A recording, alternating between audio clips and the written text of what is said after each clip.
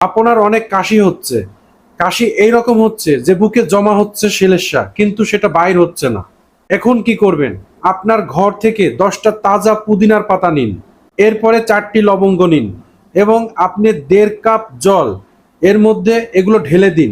ঢেলে দিয়ে এমন ফুটাবেন যেন 1 কাপে পরিণত হয়। এই ফুটানো জল যখন নর্মাল হবে তখন 1 কাপ সকালে খাবেন, 1 কাপ সন্ধ্যায় খাবেন। এইভাবে 2 থেকে 3 দিন খাবেন। কি কি হবে জেনে নিন। আপনার ফুসফুস পরিষ্কার হবে, আপনার সেলেসা বাইর হয়ে যাবে, গলা পরিষ্কার হবে, সাথে অ্যালার্জিও দূর হবে।